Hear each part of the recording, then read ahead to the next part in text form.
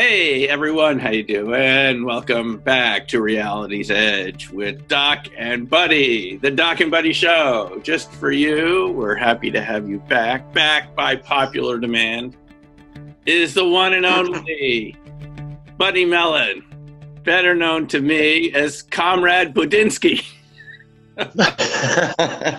Yes, I have been getting my information from the communists. So it adds a whole other layer. Most people in ufology completely discount the communists, but they're heavily involved. I heard that they have a base under Antarctica. No, it's the South Pole. Oh, it's and the North Pole it's two different. It's very complicated.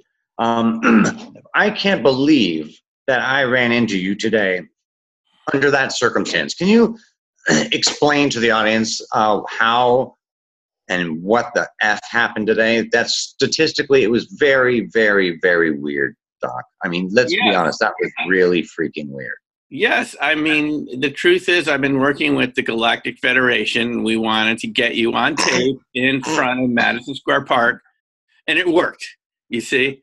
The only thing we didn't get out of you was getting to you to admit who you really work for, Comrade Budinsky, because, you know, there's we have ways of getting to the truth. I mean, the truth. We can slowly release this information each episode, and by the end, you'll find out the ultimate group I'm actually working for. Well, you're starting to look like Nicki Minaj. Well, thank you. No, the truth is, folks, he isn't Nicki Minaj's alien love twin or anything like this. It turns out that I had been intending to interview him, the interview we're about to do for you right now. And I was thinking, I need to get in touch with Buddy. And I'd like to do it tonight because I just have this feeling like we need to talk about the Navy's connection to the UFO phenomena, the Tic Tacs. I don't know why, there's a lot. He did a great video a couple days ago. I've been thinking about it. I thought, I got to get this guy on the show. We have to talk about it for you to flesh it out a little more. Okay? So I'm saying, okay, I'm going to send a text to Buddy. I'm out there at Grand Central Station planning to go down Fifth Avenue to that area around Madison Square Park. So I text him. And he's across the street from Madison Square Park doing, on business. And I'm literally across the street from him. He's on a bench across the street from me in Manhattan. So we're right next to each other in Manhattan. I mean, we could have been miles and miles apart. We're usually sometimes 1,000 miles apart. Last summer when we did that interview, we were 3,000 miles apart or something crazy. And absolutely. Here we are. He's there. I'm there. 5 minutes later, did you post the video? I did post the video. It's gotten some really cute remarks from the fans and friends. So we got to meet in person. The first time. It's really weird that you were wanting to meet tonight. That night. You wanted to see me tonight. Yes. And within minutes of that thought, literally. It happened. It literally happened. There he's walking on the street. I said, how could this be? I mean, this is my neighborhood. He's not allowed in my And I don't go into the city much, and I'm in the Bronx or I'm upstate. And so the fact that lately I've been in the Bronx a lot, but I don't even come into the city, for months sometimes, So it was really, really, really, really stunning and cool and beyond statistically weird. So, beyond statistically weird, and we got to catch up and share a lot of info, and we agreed to do this show for you later tonight. Here we are. And maybe it's important, and maybe that's why that all happened, that this is an important show for some reason. Yeah, I had the feeling it was important. So there you have it. Synchronicity. We actually got to meet and compare notes. And, he was better looking than I expected, I have to tell you. Yes. And Dr. Hein is buff. He rides a bike. It's a badass bike. He's got the best and everything. He's got these badass gloves like he's a mixed martial artist. You would not want to run into him on the streets. And if you know anything about Manhattan, you have to be a badass to ride any kind of vehicle or anything with two wheels versus the cabs and all the craziness and stuff that happens. Oh, yeah. I worry about you, Doc. Thankfully, you have a great helmet with an alien on it and the alien on the bike. It was awesome. It was just great to meet you. I was happy, as you can tell in the video. Yes, I've got my little squeaky alien head, and I didn't make the sound for you, but it cracks people up. It actually gets. I have an air horn, but that doesn't get people's attention in Manhattan. Who cares about a truck air horn? That little Right? alien makes people at the intersection turn and they crack up. And they look at the little alien and they go, ah!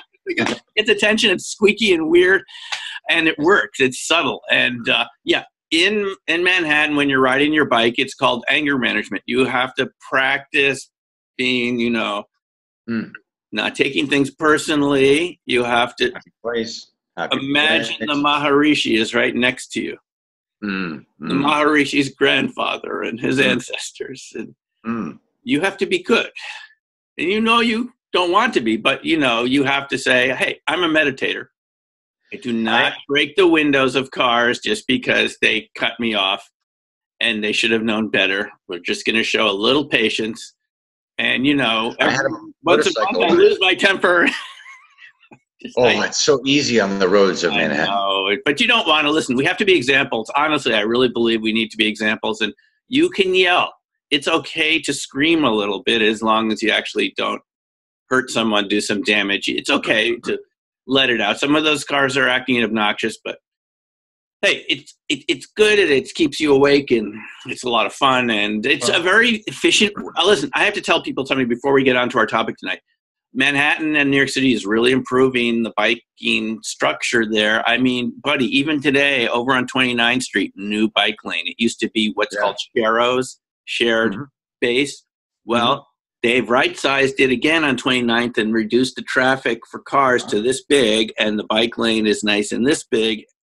So I got to give New York City credit for continually improving the biking infrastructure system there. It's just getting better. And that's why I like to use it. And I realize there's a risk. I just, pay attention. Don't do anything dumb. Don't go too fast. Stop at the lights. That's what I do.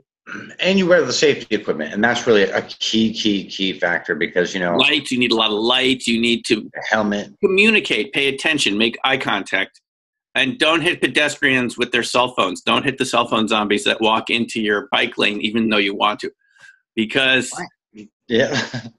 I had a motorcycle and potholes. Oh my God. They could swallow your bike. Humongous in New York. You really have to have you have to have it together to be a biker in Manhattan. And listen, it's a very efficient way to get around. It's faster. It's more pleasant than the subway. It doesn't cost much to have. I love it. And I know it's dangerous. I just believe that my spidey senses will protect me. As a remote viewer, I believe that I can sense danger and you feel cars coming behind you. I don't know. It's worked so far. I haven't had any accidents yet. Good. Well, I'm feeling very good about your future in it. So be good and be careful. And we'll all be keeping you in our thoughts and prayers. All right. Thank you. So on to tonight's topic. You did a video a couple days ago. 37 videos was the name of your video, and you released, I don't know if that's leaked information, I gather it was maps of U.S. naval operating areas for training practice for these different carrier strike groups. Am I correct? Correct. There's different training areas on the West Coast and the Gulf of Mexico on the East Coast, but then the U.S. government works in cooperation with other nations to do different naval exercises with them. And some of them are just strictly naval, some are naval and air exercises, some of them are land, naval, and air exercises. So, and remarkably, the U.S. has encountered since 2002 a humongous majority of almost all of our major naval operations exercises have been encountered by or have had encounters with craft. And like the Nimitz encounter, and Luis Elizondo admitted this, they talked about having at least 24 videos. I was speaking with Grant, and he was saying that someone from the camp said that there was something like 1,000 videos. They had so much stuff, as Luis Elizondo said, they couldn't, it was so much information, data. They were worried about foreign espionage. They couldn't maintain the amount of data they had coming in. It was too much. And the Navy has massive amounts.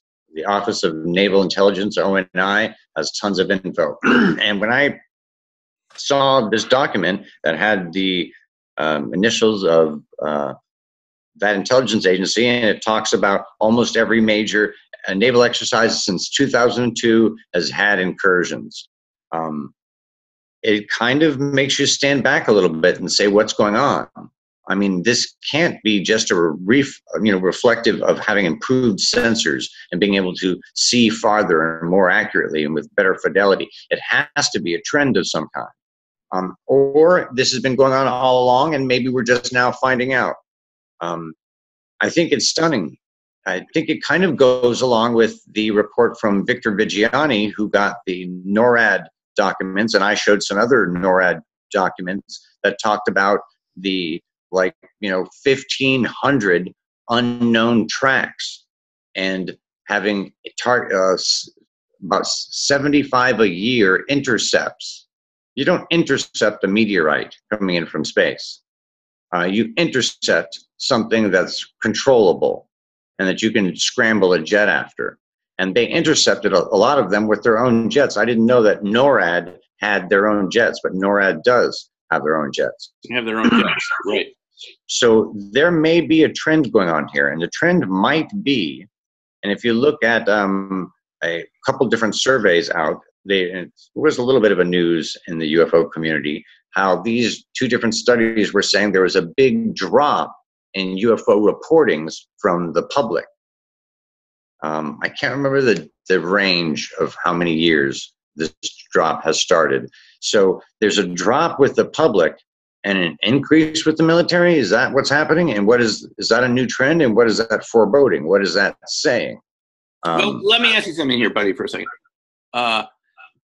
Are we talking about documents that were released from a FOIA request, or are these leaked documents? Are these classified? Are these some of these? Well, the documents that I have are leaked documents. The documents like Victor Vigiani, those were done from FOIAs, and anyone can get those. Those are public documents. Things like the Chris Mellon leak information, that you can go online and find that.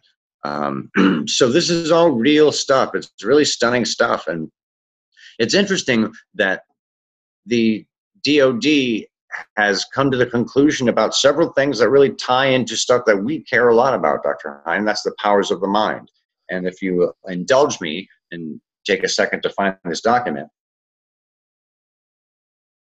I'll read you from slide number 9, and this corresponds to another document I can show or put a link to that supports the same thing. And it basically says that the government's greatest concerns are this list of things. And this list of things are all essentially things that have been proven recently to be powers of the mind.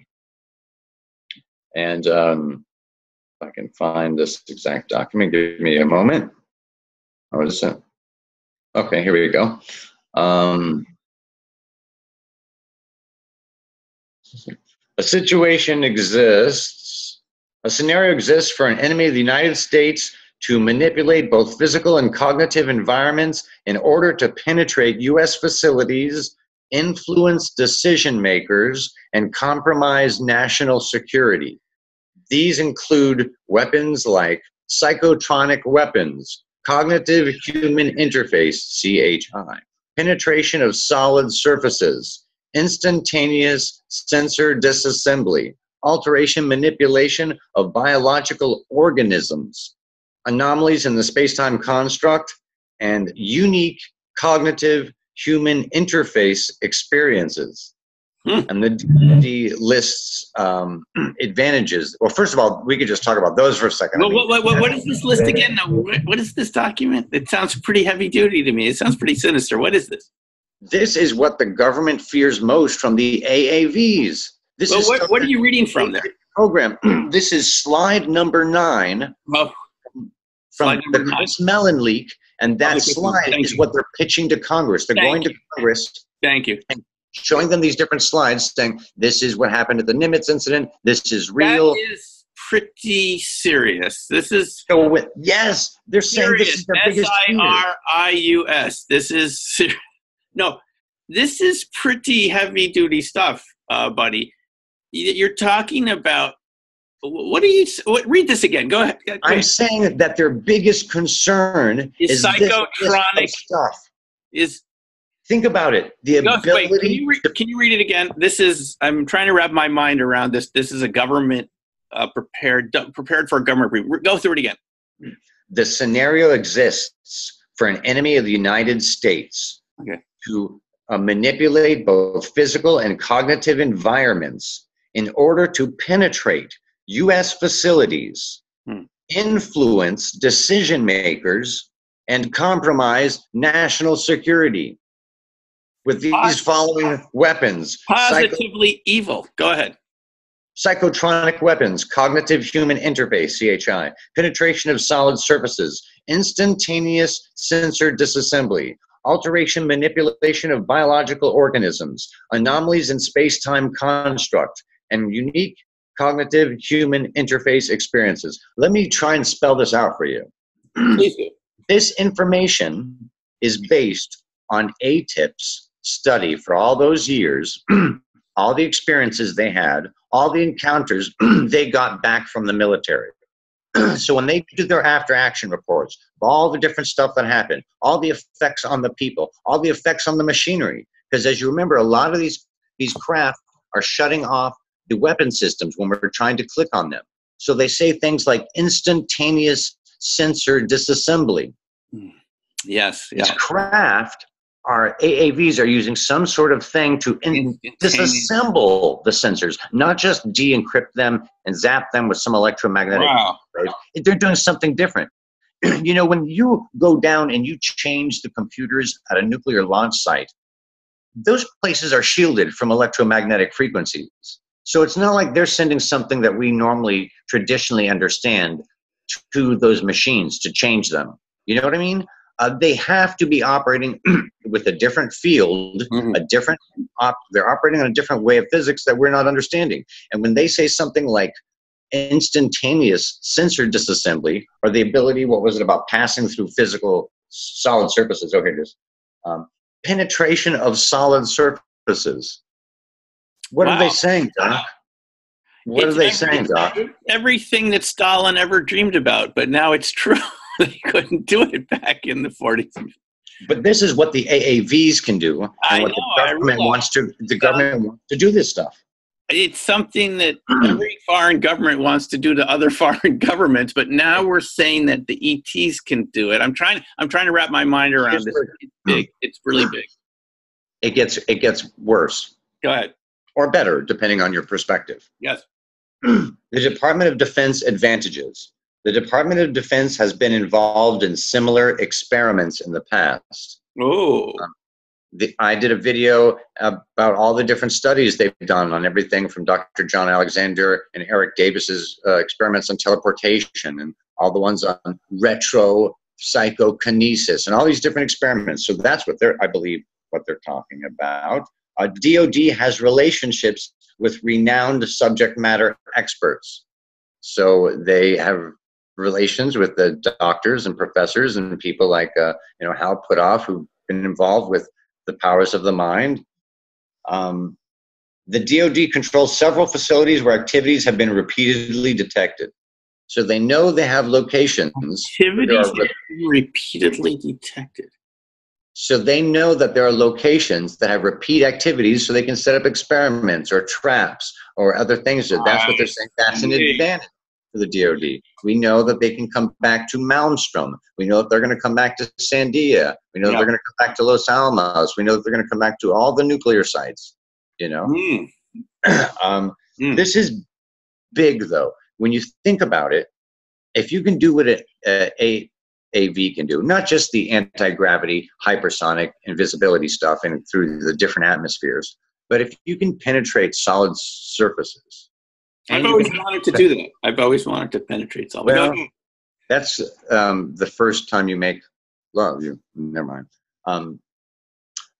Think about it. If you have the president in the most sheltered bunker in the back of that new wing, all the way in the back in that tiny little boardroom, they're here. They disassembled my solid surfaces. Instantaneous light disassembly. Go ahead. I think it's a good time to pay your power bill. Pray tell, do continue. So basically, an AAV can, if the president's hiding in the most secure place possible, can penetrate that location and affect the president's mind, can affect the mind of decision makers. These are evil creatures. We should kill them all. No, I think these are some of the aspects of this psi phenomena. It's all different spokes on the same wheel. I think people like us who do, remote viewing have seen different things like aports and different strange phenomena that is part of this whole circle of phenomena. So I don't know if the government's going to be able to control it, but well, we can listen. We can agree this is really big, and I can imagine from the people who run the national security systems, that this probably keeps them awake at night, because we know, if nothing else, these entities are persistent. I mean, they've been persisting for 70 years to get our attention. Great point. And they don't quit, and they do what they seem to want to do. I agree. It doesn't seem hostile to me in the least. It seems curious, inquisitive, scientific, neutral, sometimes beneficial, sometimes not. But overall, it seems that they're doing something. But so who? What I worry about is that it's just their ability that they're worried about. They've detected that these advanced vehicles have the ability to do these things. And these abilities are the things that they're casting as threats. And yes, in isolation and just theoretically, they could be threats.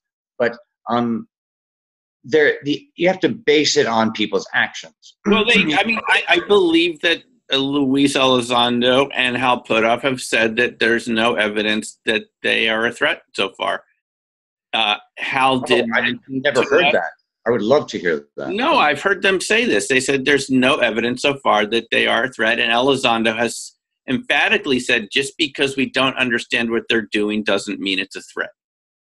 That's great to hear them say that, despite the fact that they're going around Congress essentially saying that they're a threat. That they're how you get funding in that community, unfortunately. But Hal did say to us when we were talking with them, there's no evidence they're a threat. And then he said, well, they have shut down our missile facilities. And someone there said, yeah, they shut them down. But again, it might have just been pointing out to us their concern. And he agreed with that. It could be just sense of concern.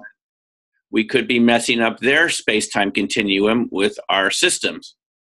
And, right, atomic energy systems, nuclear systems are probably multidimensional in their effects, and so it would affect them in some way, and they may just, for out of self-preservation, be sending us a message, we're not going to, it's gone too far, we're not going to accept your toys.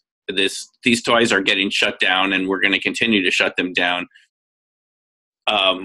It's questionable. And they must know. Yeah. They must know, any advanced civilization that gets to a certain point must know the power of breaking atoms. It must be something that doesn't, you can't miss that fact. If you're flying around in a Tic Tac, you don't, scientists don't discover that. They have to at some point. And when you do that, the toxicity of some of those elements and how much they affect any form of life. Yes. And the incredible duration that they are a toxic poison. So, to me, any being on this in this universe, doesn't necessarily, even the explosion doesn't have to affect other universes, could look at the toxicness of this stuff, and if they care about a biological species, be like, hello, this is bad, you don't get it, this is how most species don't make it to the next level, hello. And what seems strange to me is that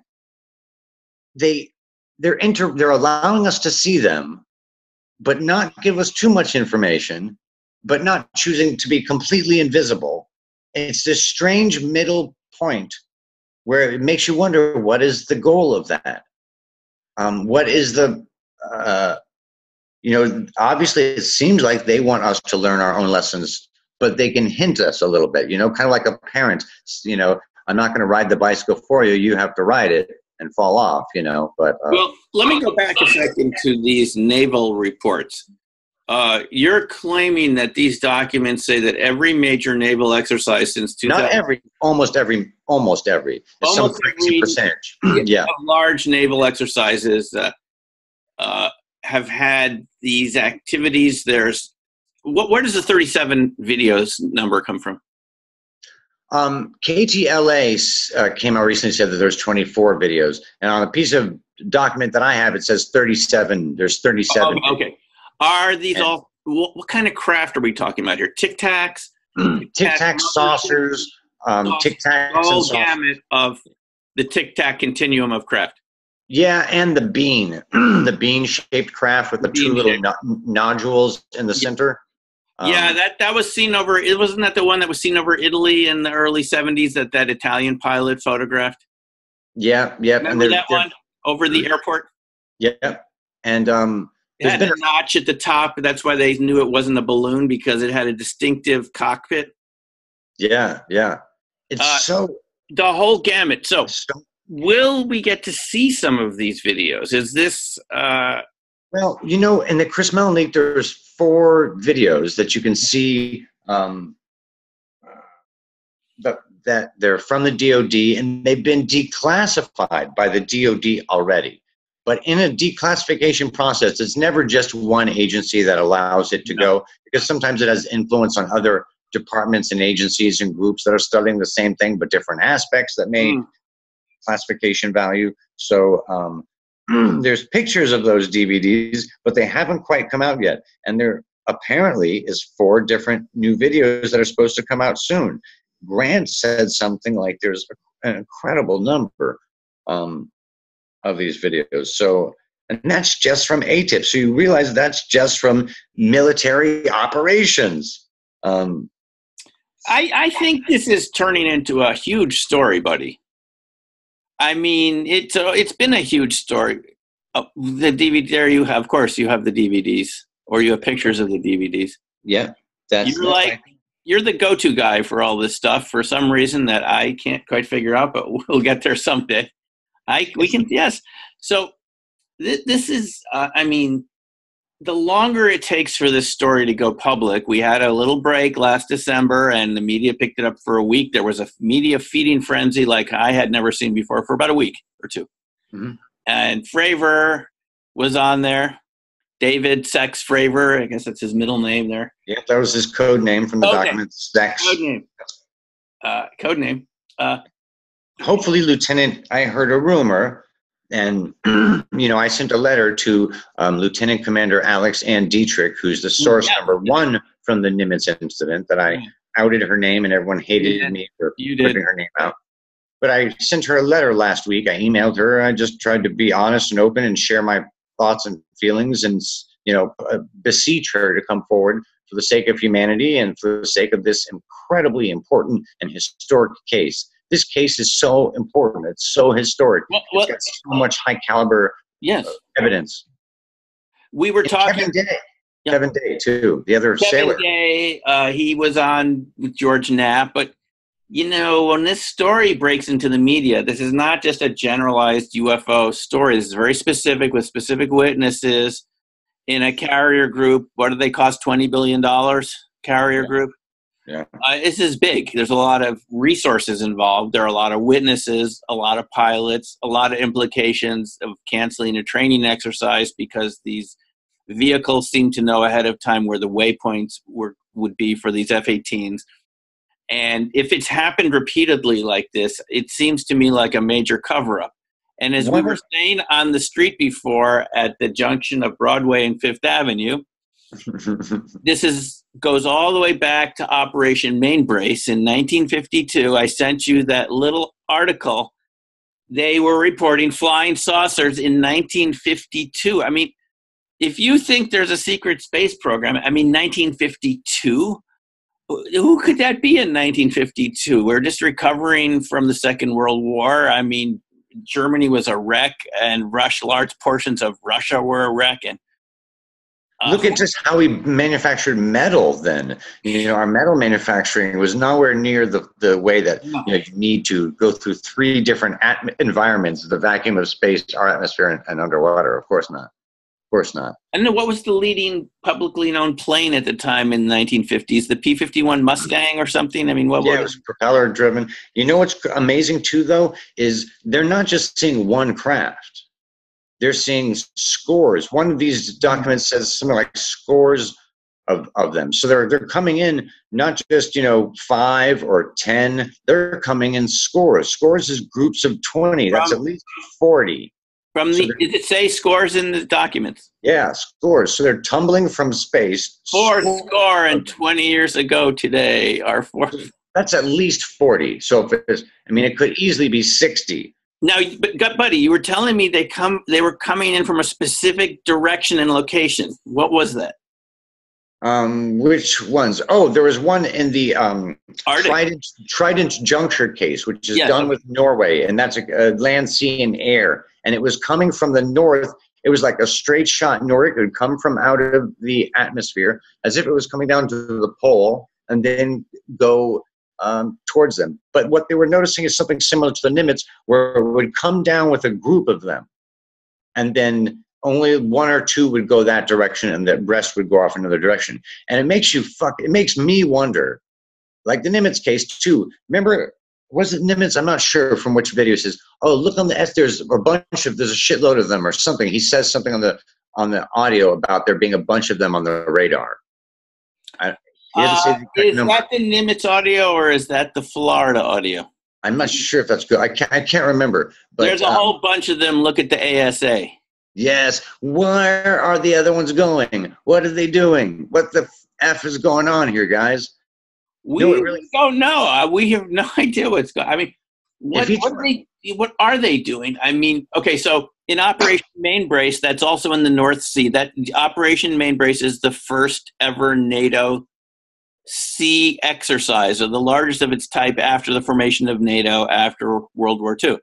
I bet they had something nuclear in that fleet. Must be, because if you remember Bob Dean, who passed away a few weeks ago. Yeah, sadly. I used to talk with Bob at these UFO conferences, and for those of you that don't remember, he was the one that worked at SHAPE, Supreme Headquarters Allied Command, in Brussels, I believe it was, for NATO.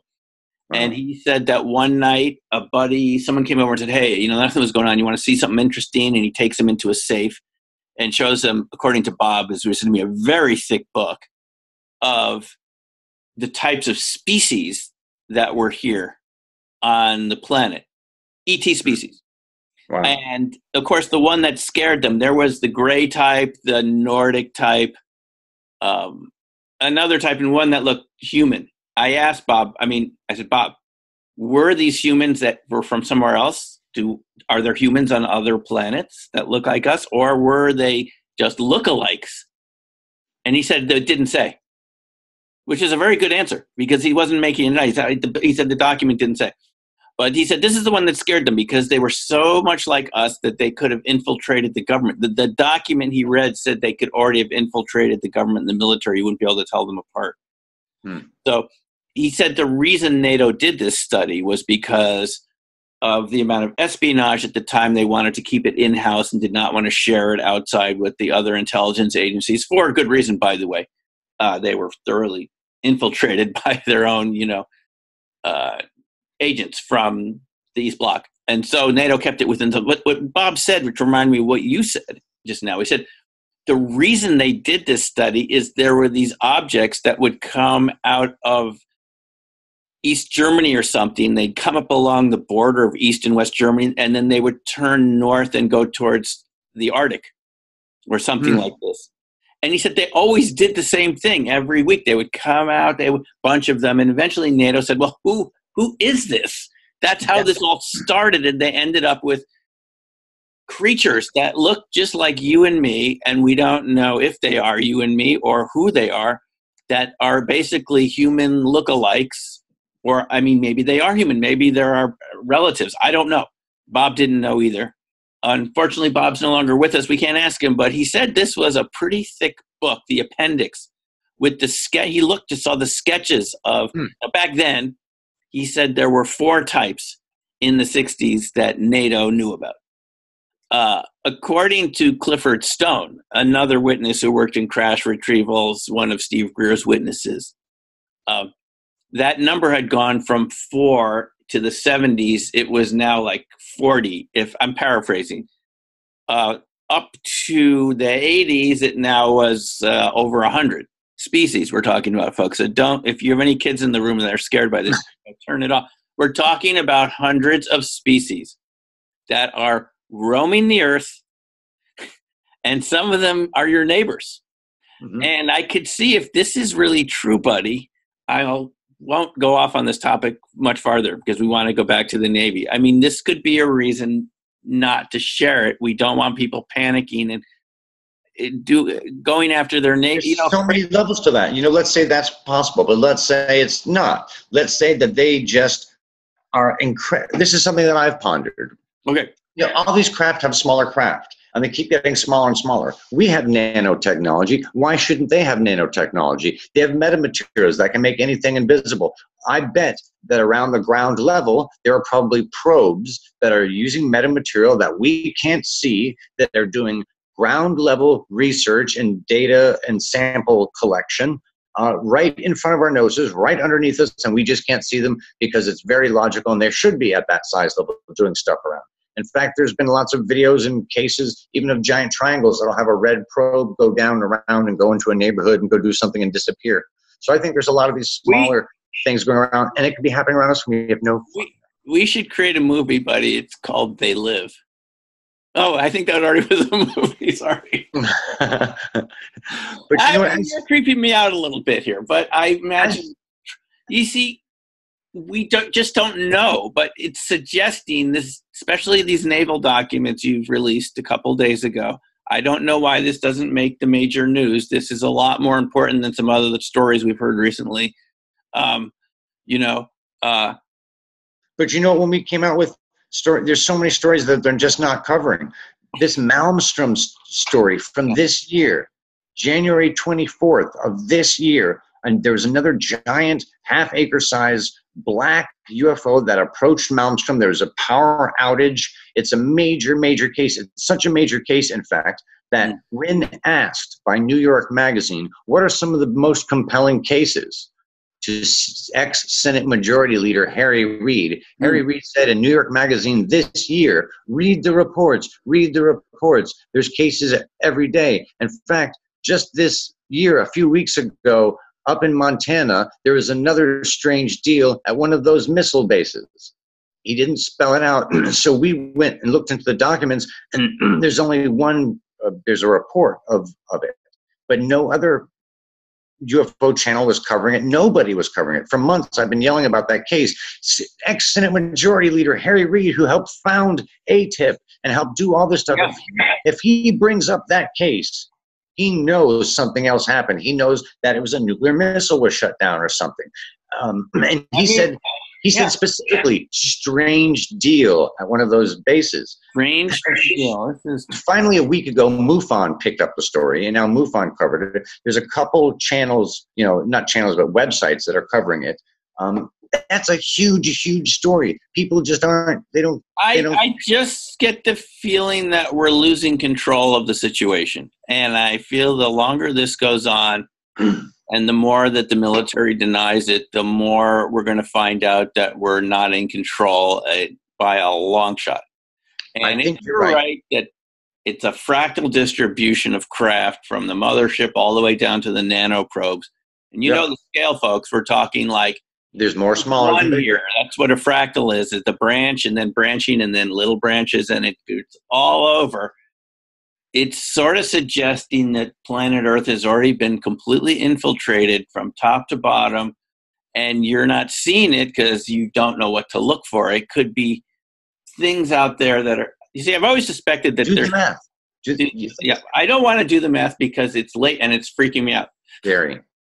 It's scary. Listen, folks, you don't have to be scared. In a couple of videos ago, I pointed out that if you have a unique fractal dimension, which basically means you're following your excitement and things in life that make positive and feel good, you're going to be topologically protected from negative influences because you're kind of creating your own multiverse from your excitement. And I really believe this, by the way. It's when you're fractally flattened and you're routine and you're predictable that this stuff has a way to get to you because you're just like every other point. You know what I mean?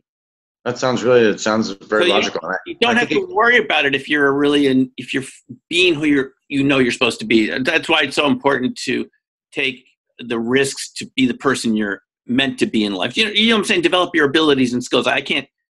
We can't do it for you. You just have to develop those things that make you really feel like a unique individual that come from the inside. Do you know what I'm talking about, buddy? Absolutely. And I think it's like a nest. If you build a nest for something, it's going to come and live there. And if you build a nest for negativity, it's going to come and live there. Very if you well think negative thoughts, it's going to come live there. If you think great thoughts and you build a nest for happiness is going to come there and come to roost for a while. I really believe that. This is not just New Age speak like some of other researchers in the field have been saying. No, this is real. This is how it really works. I'm convinced of it. And so if you're listening right now, don't feel afraid of this. What we're talking about is a system where this large bureaucracy we've lived under ever since World War II, has gotten itself involved in a situation that it can control, but it can't admit. And yet it's like it has to admit it, but it can't, and it doesn't know what to do. And it's kind of stuck just like the Soviet Union was before 1991 when it dissolved. It didn't know what to do. It was like a snake that had bitten off too large a chunk of something, but it couldn't swallow it, but it couldn't let go. And this is what we're talking about now with our own, for those of you in the United States. Such a great analogy too. You know, I think a lot of us have seen videos of those, like, boa constrictors that tried to get an alligator that was too big. And this is too big for any government. And you know what? The phenomena is kicking back now. And maybe something big's coming soon, because now it's going straight at the military. It's not messing around. We're seeing big numbers. This is why I wanted to talk to you today, and we actually ran into each other. It was that important. I guess so. What you're saying is true, and I'm just saying that because that's the way I look. Phew. I'm kidding. It's all fake. There's no aliens. There's no aliens. Buddy, there be aliens. If what you're saying is aliens, I approach everything this way, even my own thoughts. If what you're saying is true with this naval document you've been sharing, and it's involved in this many naval exercises, which I'll do the math. We know there are a couple hundred witnesses to the 2004 Nimitz Tic Tacs, right? Kevin Day said at least 20 per ship on 5 ships, and then someone else, I believe it was Foya Boy or some other one of your Twitter followers who I've started communicating with, shared documents with me of someone who gave a Facebook presentation who was on the Nimitz carrier group, and he said, no, it was actually a couple hundred. So you multiply a couple hundred by 20 naval exercises since, I don't know, how many are there? How many exercises are we talking about? I don't even know, but a bunch. One exercise had it 2 different years. RIMPAC. I guess that's the Pacific Rim. You had good maps, though. It showed us I liked your maps because it was very concrete and specific as to the regions. So I'm just saying, if you multiplied hundreds by each exercise, you're talking about thousands of witnesses who haven't come forward yet. And that's potentially a destabilizing black swan type event if the media pick up on it. And there's, just several hundred for Nimitz alone. We've heard from Chris Mellon and Steve Justice and the TTSA people. That's just a couple people. We've heard from Kevin Day and David Sex Fravor. Yeah. And hopefully we'll hear from Lieutenant Alexander Dietrich. Yes, and Commander Slate. Commander Slate, I believe is his name. Is that how you pronounce it, Slate? Who was the backseat guy for Fravor and back in the backseat in the F-18? The weapons WAP officer or something like that. Got it. And so then there were 2 planes, we're told, were up at the same time when Fravor was. So now we're talking 4 sets of eyes on these Tic Tacs, right? Am I right? I believe so, yeah. So you start doing the math, and you're talking about a lot of witnesses and a lot of evidence, and you mix it all together in this media world we live in 24/7. I just think it's only a matter of time before they realize, hey, when we did this in December, we had the most emailed articles ever in the history of our newspaper, according to the New York Times. So it's going to get picked up again at some point. Some of these news hosts seem to bring it up on their own. Who's the guy from Fox that? Oh yeah, who has this extra fascination for it? Not Tucker Carlson. Carlson, Tucker Carlson. Tucker. Okay. He brings it up like just. Is it him or is it? No, who's bringing that up? Is it his? I think it's Tucker. You know, but Tucker. You know what? Think about when they launched this To the Stars in the first videos. It was 3 different newspapers at once. And that you have to prepare that and launch that like a battle plan. You know, you have to be working with the reporters for months beforehand and have them all agree to do it on one day. And I think that took some special planning. And I think they can do that again with the next big information milestone. Like the release of the next 3 videos can come with something like that. And that could shock, you know, society.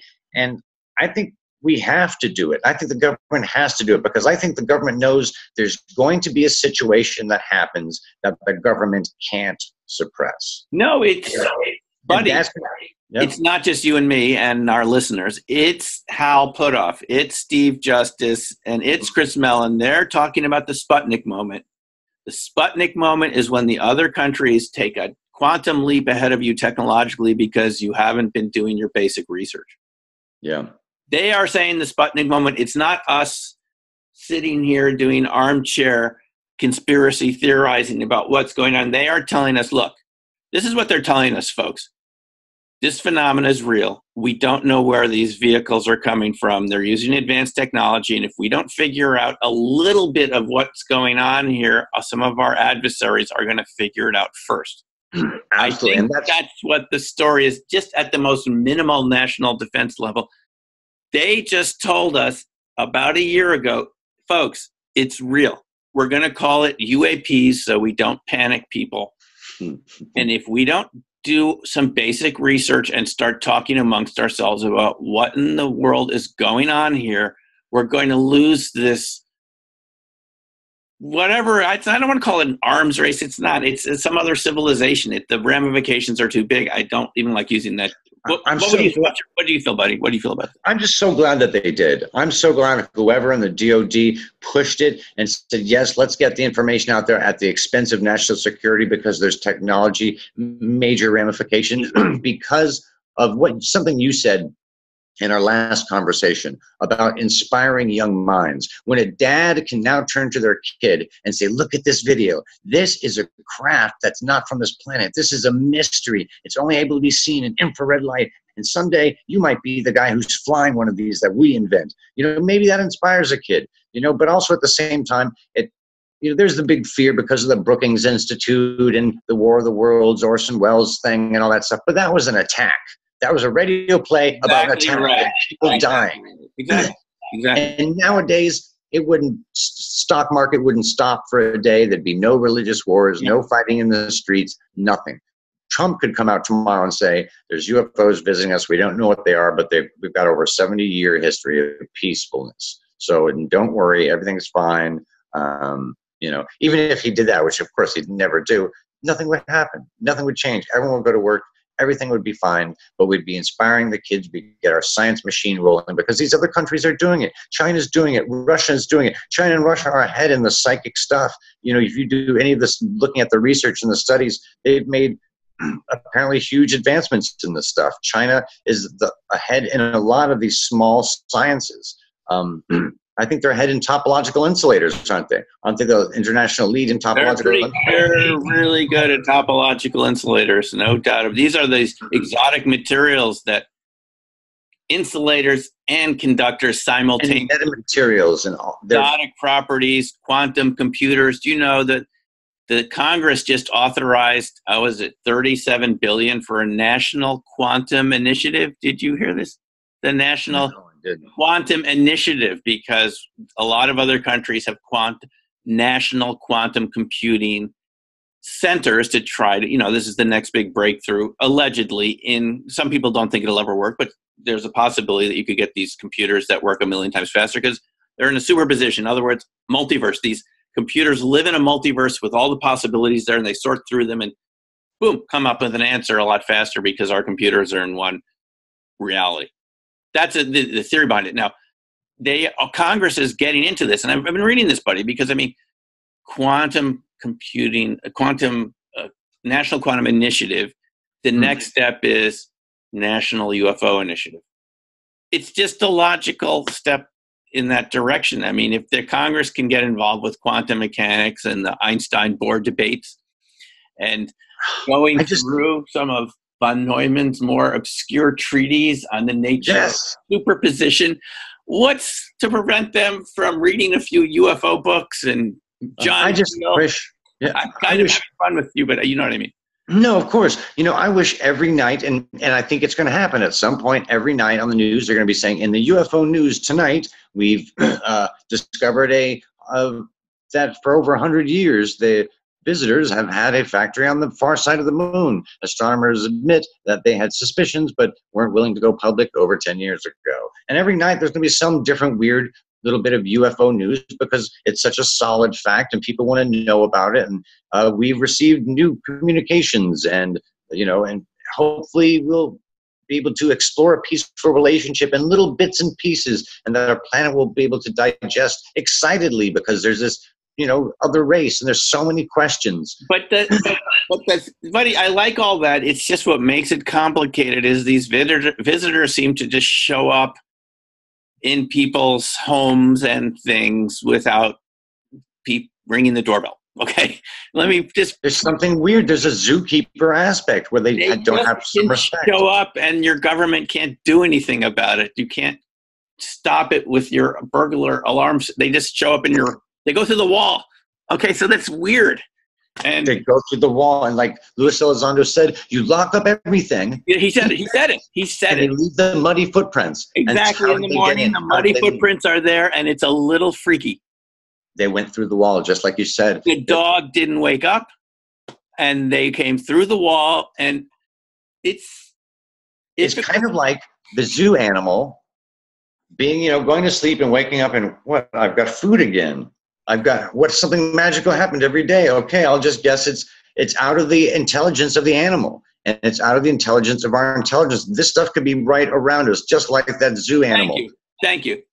Thank you for reminding us that we're the weird ones. Maybe we're just too limited, and this is normal behavior for beings in a multiverse. This is so big deal. They go through walls. We're the weird ones because we don't know how to do that. And we have much more limited senses. Their senses are obviously big. Obviously our sensors and our sensory equipment in the US and around the world is increasing vastly. We can detect stuff coming out of the atmosphere like we never could before. I know. We can detect things moving at speeds. We have a resolution that it never had before. So this stuff and the evidence, we're really at a place of difficult deniability. Again, as Hal pointed out to us at SSE IRVA, it's increasingly difficult to avoid looking at this data. That's paraphrasing him. He said it better than that. Basically, it's increasingly difficult to avoid with so many sensors out there and very sensitive equipment that pick up every little ripple in gravitational space-time evolution. And everything, it's all measured. And you know what? We could. This whole conversation could come full circle, in a weird way, because the future is what we make it. It's what we think. It's what we dream. We make the future. And if we make a nest for negativity, if we make a nest for an apocalypse, if we fear for the apocalypse, we fear for that, it'll become a self-fulfilling reality. But if we make a nest for the dynamic nature of humanity, the vivacious spirit of humanity, that our love and our goodness outweighs our badness, our creativity and our dynamic, diversity outweighs our heartlessness and our sociopathy.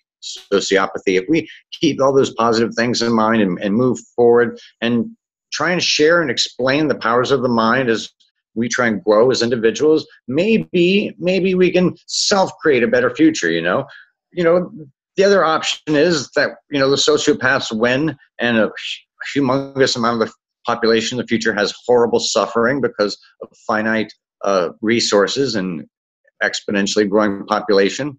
One of the two. Either there's hope or disaster, and I want to fight for hope. I don't know. I just don't want to submit to the inevitable disaster, the inevitable apocalypse. I'm there with you, buddy. Well, there you have it, folks. I'm afraid an hour has gone by way too quickly. That was very fast. But we are going to have to call it quits for the moment, and we will continue. Is that right? Yes, and we will not submit to an apocalypse. We will fight the apocalypse. We will fight to protect the biosphere. We will fight for positivity, and the sociopaths and the greedy who want to destroy, just for current pleasure. Well, a lot's at stake here, and I don't feel we're going to make progress by ignoring it any longer. It just isn't going to work. We need to take some proactive stance here.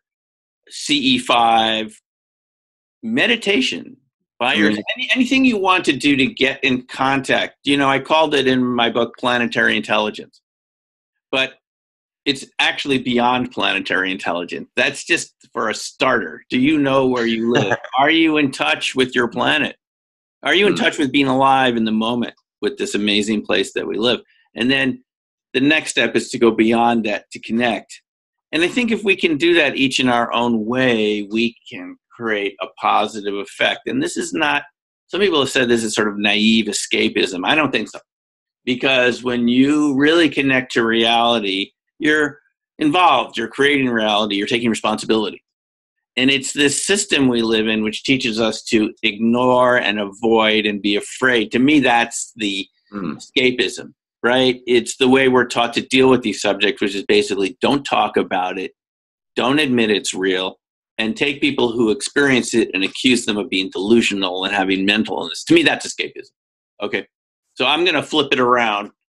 Back the other way, back to those people who say we're being too positive. No, we're being realistic, because that's how you deal with challenging, difficult situations, is you at least begin to acknowledge that they're real.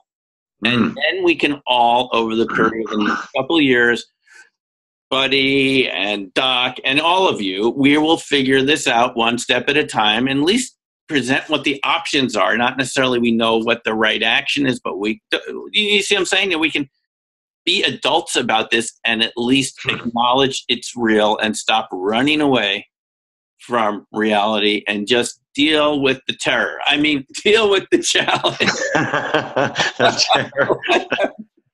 All right, listen, Buddy, this is past my bedtime, so we're going to call it quits, but it's been fun, and it was fun running into you today. It was really weird. More questions, but we'll have to cover it in the next episode. How about that? That sounds great, and I'm sure we will have that strange connection again somehow. And for all of you, put your comments in the box below, whoever channel you're on, mine or Buddy's. We love your comments. I love reading these comments, and we love to respond. Thank you guys so much for your time, and thank you so much, Dr. Hein. Always a pleasure seeing you. Thank you, Buddy. Good night, folks, and we will talk to you again soon. On the Reality's Edge with Doc and Buddy.